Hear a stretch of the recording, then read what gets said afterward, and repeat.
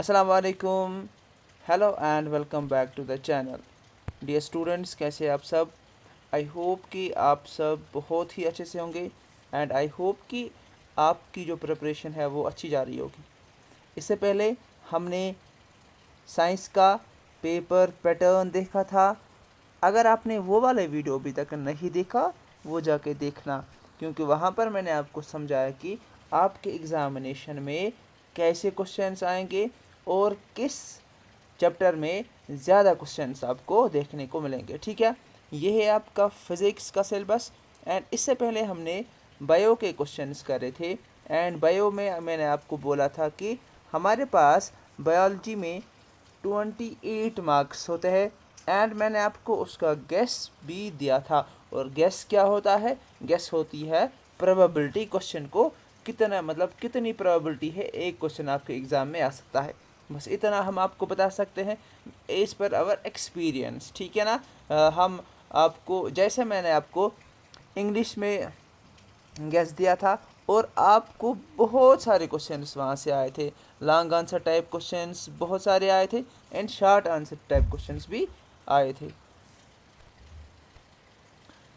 इसी तरीके से अगर हम बात करेंगे सोशल साइंस की, सोशल साइंस में भी हमने, या सोशल स्टडीज़ की, हमने आपको वैसे ही पेपर पैटर्न दिया था, वैसे ही गेस्ट पेपर दिया था और वहाँ से भी आपको क्वेश्चंस आए थे। इस तरीके से बात करेंगे उर्दू के बारे में भी। उर्दू को भी हमने, उर्दू में भी हमने आपको पेपर पैटर्न दिया था। हमने आपको क्वेश्चंस दिए थे कि किन क्वेश्चंस की प्रोबेबिलिटी ज़्यादा है। ठीक है, अब हम करेंगे आपके साइंस का जो फिज़िक्स है इसकी बात। इसमें आपके 26 मार्क्स है। याद रहे कि हमारा जो मकसद होता है, ये मकसद होता है कि आपके लिए इजी हो जाए। ठीक है, आपके लिए जो एग्ज़ामिनेशन है वो इजी हो जाए। सो चलो करते हैं हम स्टार्ट। ज़्यादा टाइम हम वेस्ट नहीं करेंगे। इससे पहले अगर आप चैनल पर नए हो तो चैनल को सब्सक्राइब कर देना एंड वीडियो अगर आपको अच्छा लगा तो लास्ट पर शेयर भी कर देना।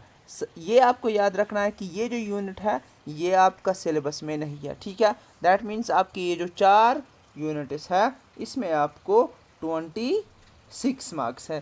पहले में 8 है, दूसरे में 5 है और फिर 6 और 7 है। याद रहे, अगर आपने कुछ भी नहीं पढ़ा है, यहाँ पर एक इम्पॉर्टेंट बात है। अगर आपको आप बताओ, अगर आप बोलोगे कि सर कोई एक क्वेश्चन जो आपको लगता है बिल्कुल ये आपके एग्ज़ाम में आएगा, तो यहाँ पर मैं आपको वो भी बताऊँगा और जिसको आपको ज़्यादा लर्न करना है वो भी आपको मैं बताऊँगा। चलो स्टार्ट करते हैं, आ जाओ। सबसे पहले light reaction, light reflection and refraction की बात करेंगे। पहले चैप्टर में अगर हम स्फेरिकल मिरर्स की बात करेंगे, ये वाला चार्ट आपके लिए इम्पोर्टेंट है। हो सकता है इससे आपको ऑब्जेक्टिव्स देखने को मिले। क्या? अगर हमने इन्फिनिटी में ऑब्जेक्ट रखा तो इसकी जो पोजीशन है कहाँ पर बनेगी, इसका जो साइज़ है क्या होगा, इसका जो नेचर ऑफ इमेज है क्या होगा। दैट मीन्स कि ये वाला जो टेबल है आपको ज़रूरी ही पढ़ना है। इसको एक दो बार लर्न कर लो, इसको एक दो बार पेज पर लिख लो तो हो जाएगा। देखो यहाँ पर एक ट्रिक है कि हमेशा आपकी जो इमेज है वो रियल एंड इन्वर्टेड बनती है विदाउट, जब बिटवीन प्रिंसिपल फोकस एंड जब पोल एंड फोकस के दरमियान हमारी जो है ना पोजीशन होती है किसकी, ऑब्जेक्ट की, तब हमारा वर्चुअल एंड इरेक्ट होता है। बाकी हमारा हमेशा रियल एंड इन्वर्टेड होता है। ये आपको याद रखना है ताकि आपकी थोड़ी बहुत हेल्प हो जाए लर्न करने में। ठीक है, तो ये आपको लर्न करना है। आ जाओ दूसरा जो इम्पोर्टेंट है,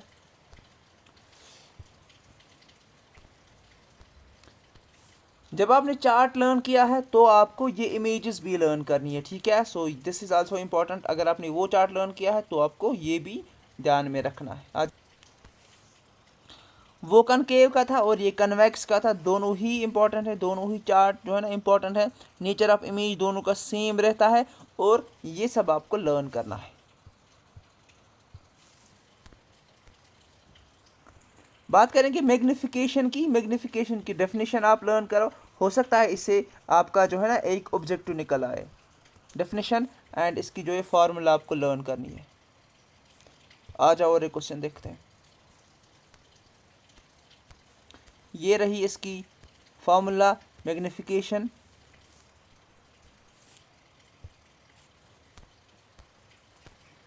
पावर ऑफ लेंस की डेफिनेशन आपको लर्न करनी है और हो सकता है कि आपको इसमें एक ऑब्जेक्टिव देखने को मिले, ठीक है। तो इस पर थोड़ा बहुत आपने ज़ोर देना है। ये वाले ऑब्जेक्टिव्स आपको इम्पोर्टेंट है, इन ऑब्जेक्टिव्स को थोड़ा बहुत आपने देखना है, बिकॉज ये बुक्स हैं तो हो सकता है इनमें से क्वेश्चन आ जाए। ये वाला जो पोर्शन है आपका, यहाँ से आपको एक बड़ा क्वेश्चन देखने को मिलेगा अगर आपका न्यूमेरिकल वाला पोर्शन आएगा, ठीक है। तो ऐसे क्वेश्चंस आपने लर्न किए होने चाहिए। तो ये आपको देखने हैं ये वाले क्वेश्चंस कैसे आपको लर्न करने, ठीक है। अच्छा, ये हो गया आपका पहला वाला चैप्टर कंप्लीट। अब हम दूसरे चैप्टर पर जाएंगे, human I and the colourful world. इसमें इम्पॉर्टेंट है आपका, आपके दो क्वेश्चन ज़्यादा इंपॉर्टेंट, चलो वो मैं आपको दिखाऊंगा। पावर ऑफ एकोमोडेशन, इसकी डेफिनेशन आपको लर्न करनी है। हो सकता है इससे छोटा सा क्वेश्चन आ जाए। देखो, अगर अभी तक किसी ने कुछ भी लर्न मत किया है, ये वाले क्वेश्चंस आपके एग्ज़ाम में आने ही आने हैं। याद रहे, ये वाले क्वेश्चंस हर साल आते हैं, तो आई होप कि इस साल भी आपको इन्हीं में से क्वेश्चन आ जाए। Myopia, hypermetropia and presbyopia. देखो, यहाँ पर आपको करेक्शन इसकी लर्न करनी है और आपको डिफेक्ट लर्न करना है। ये जो इमेजेस है ना, ये डायग्राम्स आपको बनानी सीखनी है ताकि एग्ज़ाम में आपके लिए ये सब इजी हो जाए, है ना। आ जाओ आगे। यहाँ पर ये वाले questions, power of accommodation learn करना है और ये वाला क्वेश्चन आपको लर्न करना है। ये वाला भी आप, इसको भी आप नज़र मार सकते हो, ठीक है। आ जाओ। देखो, फिर मैं एक बार बताऊंगा, जो स्टूडेंट यहाँ पर ये मतलब इसलिए वीडियो देख रहा है ना कि सर क्वेश्चन बताएगा, 2-3 क्वेश्चन बताएगा, उसी में से आ जाएगा, ऐसा बिल्कुल पॉसिबल नहीं है। हाँ, ये जो मायोपिया, हाइपरमेट्रोपिया, प्रेसबायोपिया, इससे एक क्वेश्चन आ जाएगा, ठीक है ना।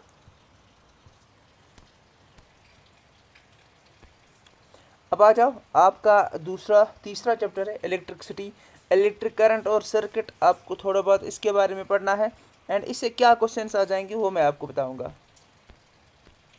इसमें आपके लिए ओ मज़ला इम्पॉर्टेंट है। आपको यहाँ पर और एक चीज़ याद रखना है कि electric field lines and electric properties, मतलब इनकी properties, electric field lines and properties, ठीक है, वो इम्पॉर्टेंट है, आपके एग्जामिनेशन में आ सकते हैं। चलो आ जाओ।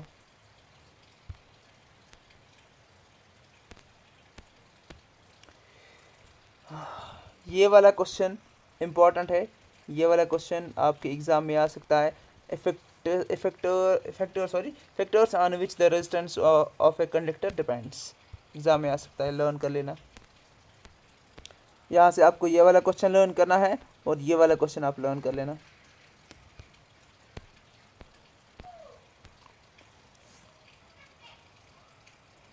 रेजिस्टेंस में आपको क्या करना है, रेजिस्टेंस में आपको सीरीज़ और पैरेलल रेजिस्टेंस को नज़र देकर जाना है, ठीक है ना, मतलब पढ़ के जाना।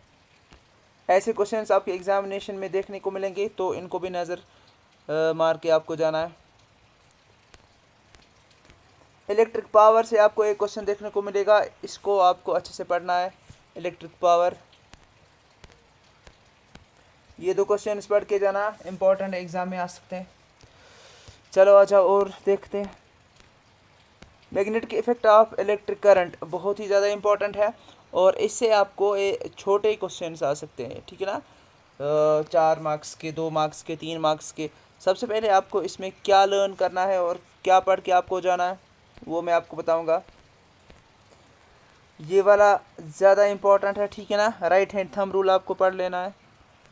आ जाओ, और एक चीज़ मैं आपको बताऊंगा, ये तीनों क्वेश्चन इंपॉर्टेंट है, आपके एग्ज़ाम में आ सकते हैं, तो इनको भी आपने पढ़ना है अच्छे से।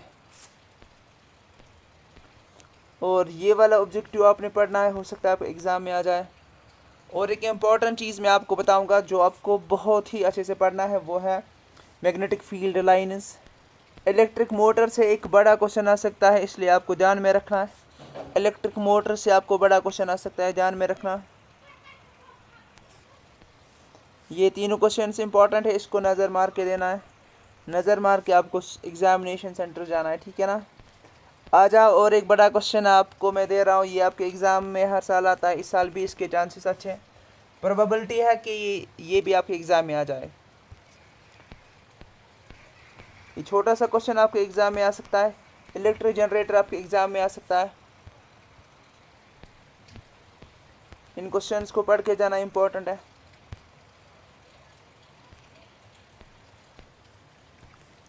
इन ऑब्जेक्टिव्स को पढ़ के जाना है, आपके एग्जामिनेशन पॉइंट ऑफ व्यू के लिए, आपके एग्जामिनेशन के लिए बहुत ही ज़्यादा इम्पोर्टेंट है, ठीक है ना। So this was your physics. अभी मैं आपको और एक इम्पॉर्टेंट चीज़ें बताऊंगा। मैग्नेटिक फील्ड लाइन्स इम्पॉर्टेंट है, बहुत ही ज़्यादा इम्पॉर्टेंट है, पढ़ के जाना। यहाँ पर ये जो क्वेश्चन है आपके लिए इम्पोर्टेंट है, ऑब्जेक्टिव के लिए इम्पोर्टेंट है, आपके एग्ज़ाम में आ सकते हैं। रॉड सेल्स और कून सेल्स, उनको देख के जाना, हो सकते हैं आपके दो मार्क्स में आपको फंस जाए।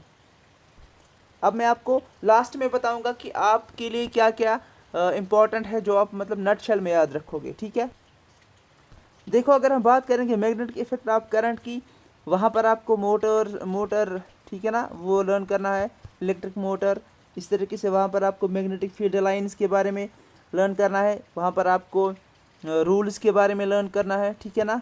Fleming left hand rule, right hand rule, ठीक है, वो सब आपको लर्न करना है। इलेक्ट्रिसिटी के बारे में आपको मैंने आपको जो बोला है, खाली वो आप लर्न कर लो तो हो जाएगा आपका, ठीक है ना। Human I and the colourful world, यहाँ पर आपको मायोपिया, हाइपरमेट्रोपिया, वो सब लर्न करना है। एंड अगर आप आई की जो डायग्राम है वो भी बना पा रहे हो तो वहाँ पर आपको कून सेल्स एंड रॉड सेल्स हो जाएगा, ठीक है ना, इतना।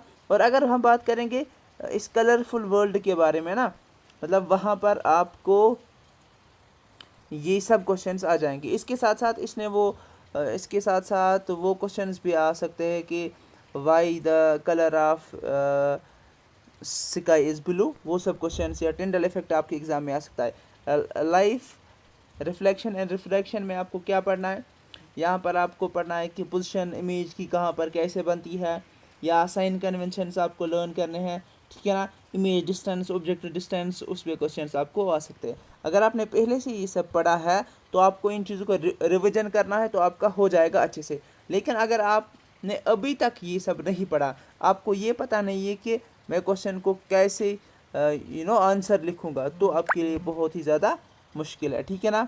आई होप कि आप लोगों को ये सब क्वेश्चंस हेल्प करेंगी। अगर वीडियो अच्छा लगा तो वीडियो को शेयर कर देना। Thank you for watching the video, thank you very much.